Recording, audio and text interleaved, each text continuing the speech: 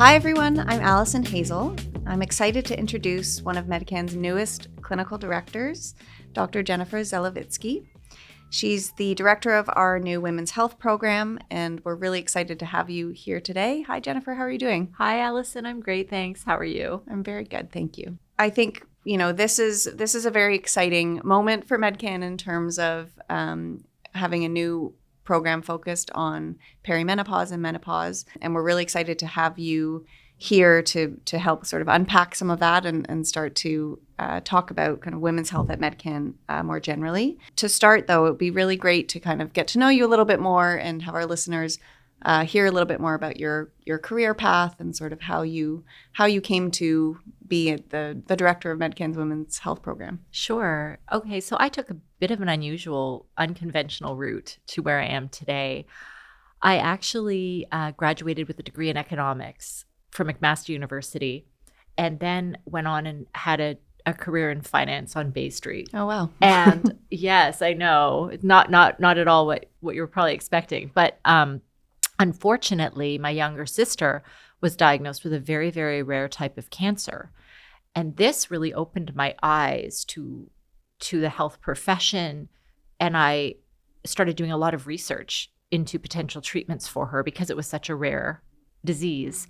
And this led to a tremendous passion in me, not only for health care and medicine in and of itself, but also for advocacy, patient advocacy, and the ability to seek alternative solutions to your health and to not suffer in silence, really. So I then went on and did an MBA in healthcare administration and thought that perhaps that would be the route I would take. But I found myself still really, really wanting to directly interact with patients. And I was fortunate enough to go back to school, study science, and then go on to medical school at McMaster. And once I graduated, I went into family medicine with a special interest in women's health. And I worked for a time at the Immigrant Women's Health Center in Toronto, which is a fabulous organization that focuses a lot on women's reproductive health. And after that, I found my way to Medcan. And when the opportunity arose to introduce, women's health, the timing was perfect for me because I had been recently starting up a clinic at Sunnybrook Cancer Center for young women who are in menopause because of cancer treatment. And I've been running that for about 2 years now and received a lot of additional training in menopause management and gynecological concerns. And that led us to where we are now. What was it like going back to medical school when you'd already completed 2 degrees and kind of had a career? Yes. So what was very interesting is that when I started McMaster, I had 2 daughters who at the time were ages 5 and 3. And so I commuted to Hamilton from Toronto almost every day and tried my best just to balance medical school with a young family. I was very fortunate. I had an enormously supportive family around me. And I somehow was able to enter this world again of being a university student. It was certainly interesting in that I was older than many of the students, but McMaster has a very unique program in that I was certainly not alone being someone coming back to start a second career. We had teachers, paramedics, pharmacists, medical receptionists who had all decided to come back and become physicians. And so I felt somewhat unique, but I wasn't totally alone in this endeavor. Yeah. It sounds like a busy period of life. It certainly was. To young kids. It certainly was. What was your kind of decision process to go into family medicine? Well, I was mindful of the fact that I had a family, so work-life balance was important to me. But I also found myself unable to really choose a field that was most interesting to me. I really appreciated the daily interactions with patients. I didn't want to sort of see someone and then say goodbye and potentially never see them again. I really liked that idea of starting a journey with a patient and completing a journey with a patient. Mm-hmm. And I think that's part of what drew me to family medicine. Additionally, that's where all of the family planning and the menstrual difficulties and a lot of the common gynecological concerns are brought is into family medicine. So I was able to do what I was really passionate about through that field of medicine. I'm really curious to hear a bit more about the management of your patients through the Sunnybrook Clinic. So just so our listeners understand kind of what's the process of, why would a younger woman be going through menopause? Yes, that's a great question. So the clinic there is managing women. I manage women who are between the ages of 18 and 45 who are diagnosed with a gynecological cancer. So we're talking cervical, ovarian, uterine cancers, or even vulvar cancers. And often as a result of their treatment, they are put into early menopause. So I have women through that clinic who are in menopause in their 30s, and they're struggling with all of the same symptoms that women at midlife will experience. So hot flashes, vaginal discomfort and dryness, a sensation that they're always having bladder infections, but it never turns out to be an infection, and mood changes, even things like joint pain, which you wouldn't expect to be part of the menopause transition. And so I use a combination of hormonal therapies and non-hormonal therapies, depending on what's appropriate, because you can't always offer hormone replacement for women who have had a cancer. Can you talk a little bit about kind of women's health broadly and kind of how it's currently addressed in our healthcare system? Yes. So I have to start by saying, as a medical student and as a resident, this is not an area, particularly perimenopause and menopause management, is not an area that's addressed as often and as thoroughly as it should be. Mm-hmm. So I really feel for physicians out there because they are not adequately trained in managing hormone replacement therapy. And in fact, I'm sure we'll touch on this more, but for a long time, the thought process was that it was unsafe to offer hormone therapy. And a lot of us were really shying away from it, myself included. And so this unfortunately has created a situation where women don't have timely or effective access to care in managing their menopause symptoms. And they'll often instead turn to over-the-counter, unproven, unsafe, and costly remedies that they find are just not very effective. Mm-hmm. So it's a little bit of a desperate situation right now because the wait time to see a gynecologist is very, very long. And the physicians who are willing and able to manage this are few and far between right now. The discussion about menopause or perimenopause is kind of there's a light being shone on it broadly. And I'm wondering if you can comment a little bit on sort of what you're seeing, maybe not necessarily in the medical community, but just generally how people are kind of talking about this and how the discussion's changing. I see it almost as a stigma that's finally falling away. I think for such a long time, women, particularly women who work in corporate environments, would be embarrassed or feel that it was a reflection on their productivity to come forward to their employer and say, I'm really struggling. And some days I can't come to work because my period is so heavy that I'm flooding, or I never know when I'm going to bleed, or I am having horrific drenching sweats and I'm late for the meeting because I had to go into the washroom and towel myself down and change my clothes. And I think that I'm seeing certainly a lot more coverage in the media and a lot of powerful women like Oprah Winfrey and Michelle Obama who are sitting and openly discussing their symptoms of menopause. And I think that opens the door and it allows everyone to feel free to come forward because they know they're not alone. Mm-hmm. And employers are becoming far more sensitive. Certainly in in other parts of the world, they're a little more progressive, but we're slowly catching up. And I'm receiving a lot more positive feedback from corporations and employers wanting to reach out and find out how to make the environment friendlier towards women at this stage in life.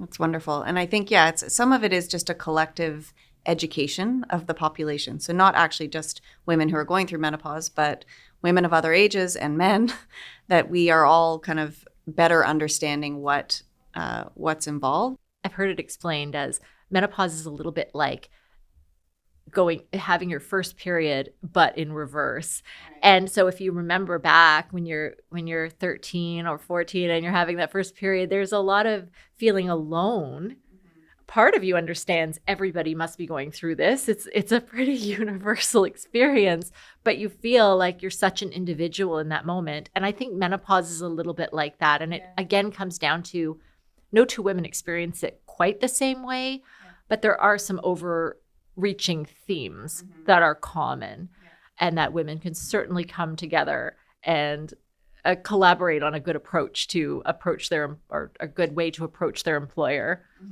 and find solutions. Yeah. So I'm wondering do you feel like this is being addressed? Are family physicians getting more training in this area, or is there any? Unfortunately, to my knowledge, they aren't. There are ways to receive the training on your own. And in fact, I received my training through the North American Menopause Society, which offers a training program in which you can become certified in menopause management, which I've recently completed.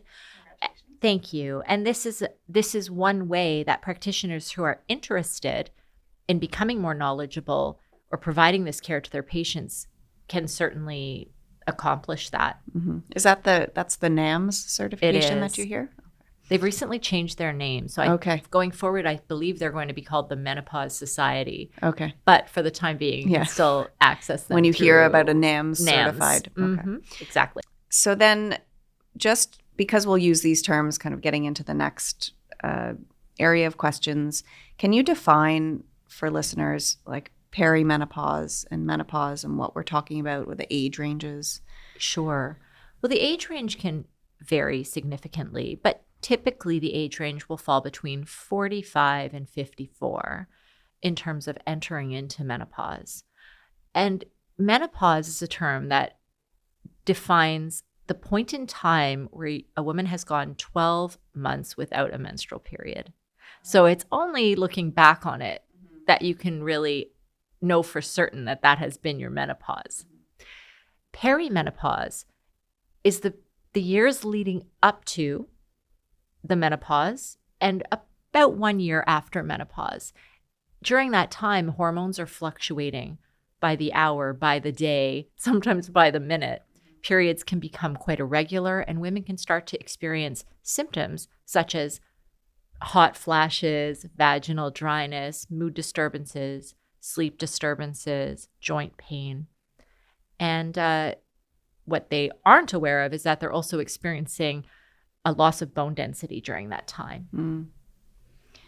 So 45 to 54 is kind of the standard That's age. Considered the typical age range, although certainly there are women who will encounter menopause earlier than that or later than that. Okay. And it seems like the tricky thing is knowing when it's started and, am I just losing my mind? Are these symptoms real? Is this kind of in my head?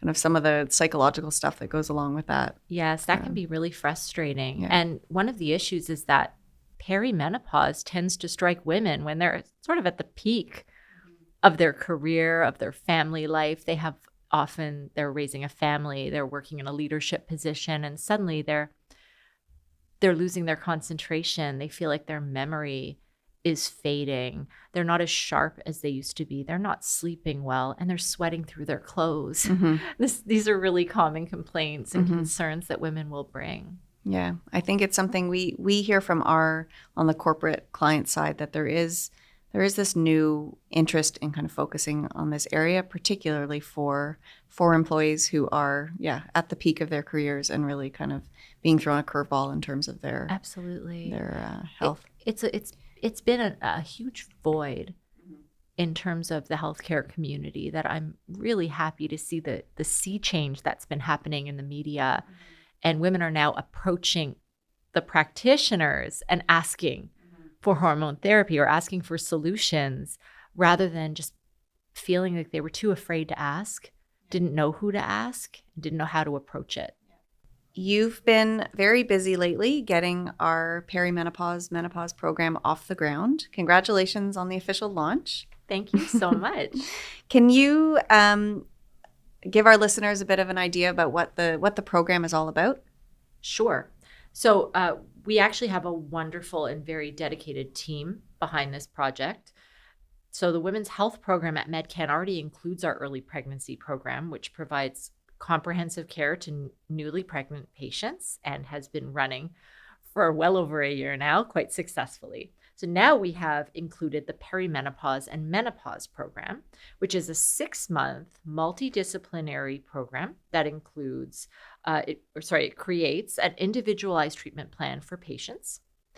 So this includes nursing support, medical assessment with a follow-up, and some evidence-based treatment recommendations, along with the skin assessment, nutritional support, and where needed, physical fitness consultation. You know, the thing for me in terms of just, you know, on the periphery, I think you've been in the sort of like trenches with this program. One of the challenges is that because symptoms can be vast and all over the place, how do you create something that is specific but broad enough to be able to kind of address women's needs? And so it's great to hear that there's different components that can be brought into the program depending on what the actual kind of need is.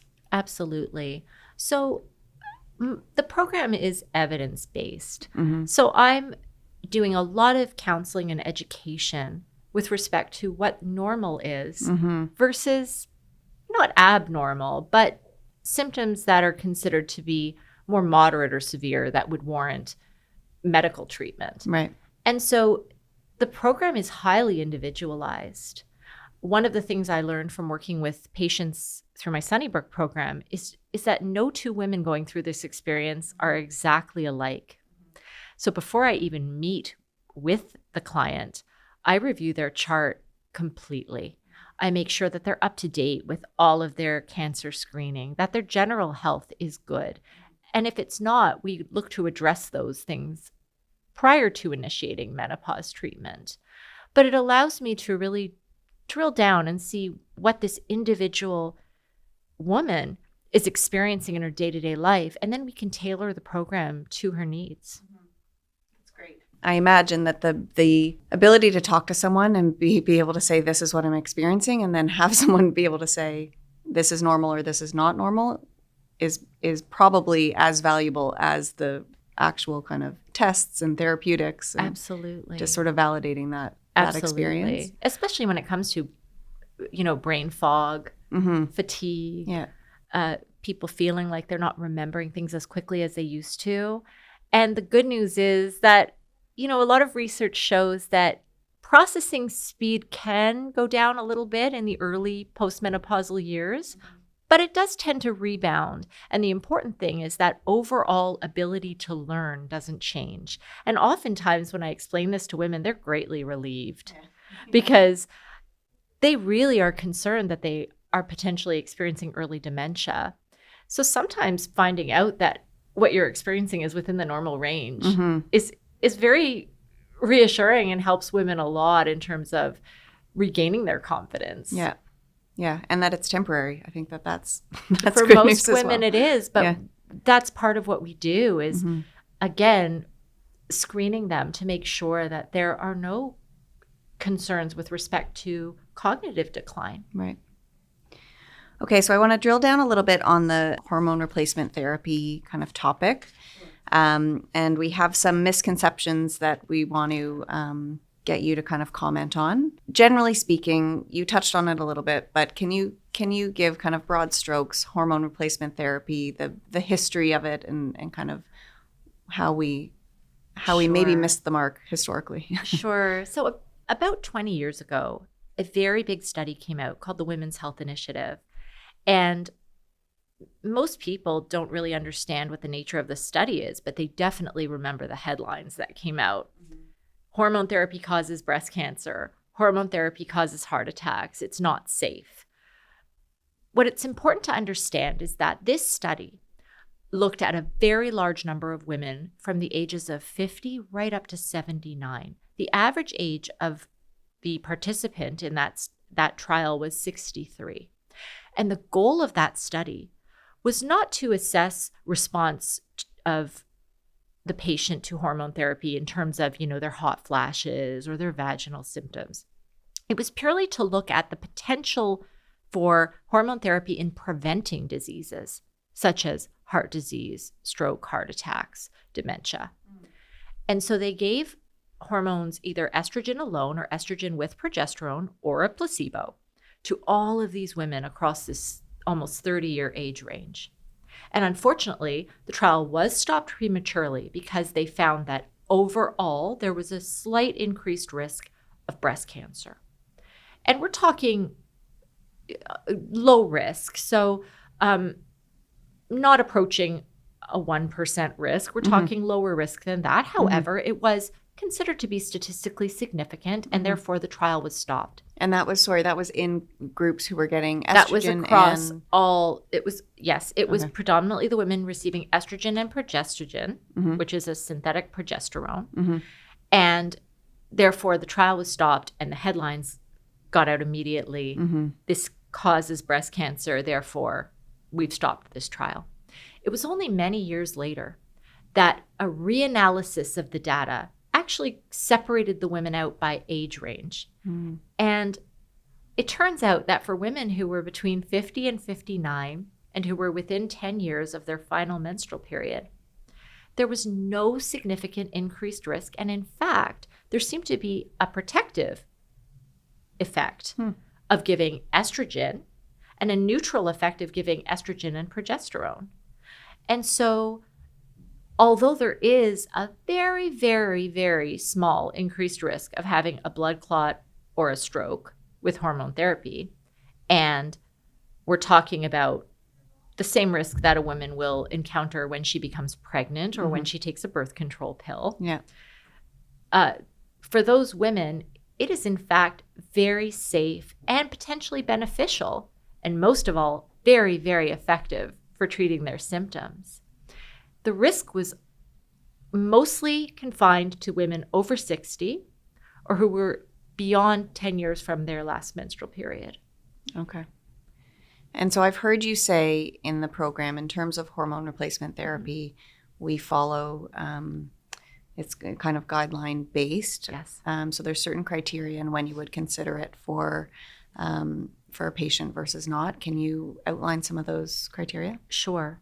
So the guidelines recommend reserving hormone therapy, hormone replacement therapy, or menopause hormone therapy, as it's now more broadly known, for women who are experiencing moderate to severe hot flashes or night sweats, women who have low bone mass, not osteoporosis, but who are at high risk of a fracture or progressing to osteoporosis, women who have significant vaginal dryness, pain with intercourse, or frequent symptoms of urinary tract infection, so the vaginal symptoms of menopause, and women who are younger than 45 who enter into menopause.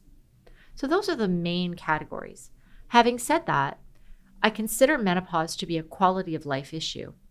And I think there is a little bit of wiggle room in the guidelines in terms of it being a shared decision-making opportunity, where if a patient is willing to understand the low potential risks of therapy and her quality of life is being significantly impacted by her symptoms, she may very well be a candidate for a trial of menopause hormone therapy. Okay. And then once you are prescribing it, how often are you following them, or what's the kind of process like once you go on hormone therapy? What I do after I meet with a woman and we decide on a treatment plan, we will typically start with a 3-month prescription, because it can often take anywhere from 6 to 12 weeks to know the full benefit of the treatment for that particular woman.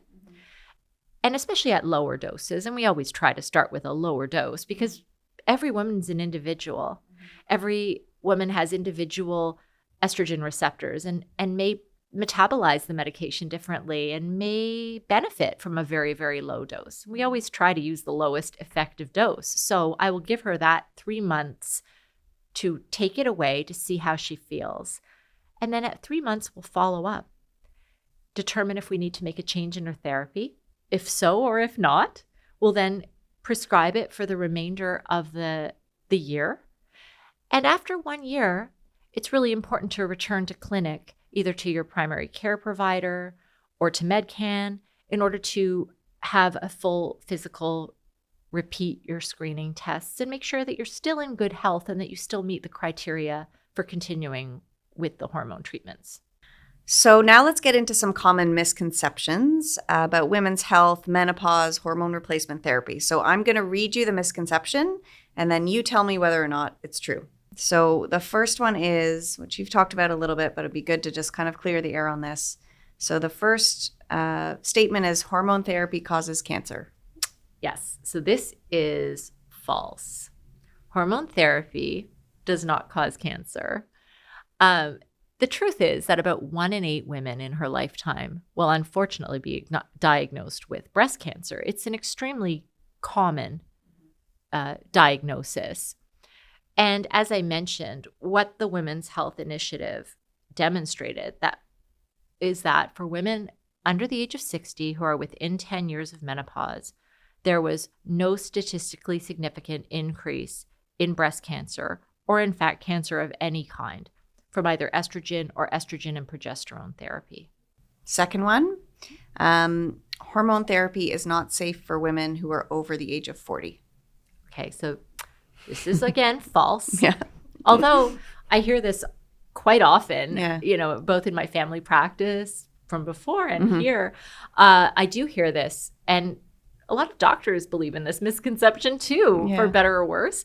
However, for the vast majority of women who do not have a history of a blood clot or a stroke, who do not have coronary artery disease, and who don't have a personal history of breast cancer or liver disease, it is safe to either continue with your oral contraceptive pill, patch, or ring, or to have a hormonal IUD in place up until the average age of menopause, at which point it should be reassessed to determine whether you should continue on that therapy or whether it's appropriate to discontinue it or switch over to a lower dose of menopause hormone therapy. Okay, number 3, anyone can try hormone replacement therapy. So I sort of alluded to this in the last question. So this, again, is false. There are some contraindications to the use of hormone replacement therapy. I've just mentioned them, but again, briefly, a history of a blood clot in the legs, lungs, or a stroke, which is typically a blood clot in the brain, a history of heart attack or coronary artery disease, or a history of breast cancer or liver dysfunction would be considered contraindications to hormone replacement therapy. Having said that, there are many non-hormonal therapies, including a newly FDA-approved one in the United States, which targets the thermoregulatory centers in the brain to dramatically reduce hot flashes without hormones. And so, fingers crossed, this should be available soon in Canada. Fourth one, hormone therapy causes heart attacks. This, again, is false, but with a caveat. So the Women's Health Initiative, again, found that in women under the age of 60 who received estrogen and progestogen therapy, there was a tiny, tiny increased risk in coronary heart disease. So not heart attacks, but this is about 5 women out of 10,000 per year. So not zero, but certainly not a huge amount of risk. That's a very low percentage. Women who received estrogen alone were in fact less likely to develop coronary heart disease. And overall, after 18 years of follow-up, there was no significant increase in death from coronary disease, or from any cause, in fact, in either of the groups. It wasn't found to be different than the placebo group. So I would have to say, if you consider 5 out of 10,000 women per year to be an increased risk of coronary heart disease, then maybe that's a yes. But I feel that's, again, that comes down to shared decision-making and the woman's overall risk profile to determine whether she would be a good candidate based on that. Right. And it's a pretty inconsistent line to heart attack specifically. Absolutely. Do we have cardiovascular screening as part of our women's health program? Well, we do it as part of our annual health assessment, and it is certainly very important to have had your cholesterol levels assessed and your overall risk for a heart attack or heart disease assessed prior to entering into a trial of hormone therapy. Okay, so that's part of the review that you're doing before. Absolutely. Okay. So then the last one is related to bioidentical hormones. The statement, bioidentical hormones are safer than those used in HRT. Okay. So this is a trick question, and I'll tell you why. So when most people think of the term bioidentical, what they're really talking about are custom compounded hormones. And this can include a variety of hormones, including testosterone, for example, which are manufactured by a pharmacy on the advice of a practitioner, such as a naturopath, who then provides this to the woman to apply to her skin. The problem with these formulations is that they are not regulated by Health Canada. They do not contain a description in the package of the risks and benefits of this compounded cream. And they are not necessarily being created in a sterile or consistent way in which you're getting the same amount of hormone every time you apply that cream or receive a new prescription for the cream. So the other problem is that certain hormones, such as progestogen, are not well absorbed through the skin. So often you're not getting adequate protection for the lining of your uterus, which is required when you're receiving estrogen treatment. So these can be very inconsistent, again, are unregulated, and are not manufactured under necessarily sterile or regulated conditions.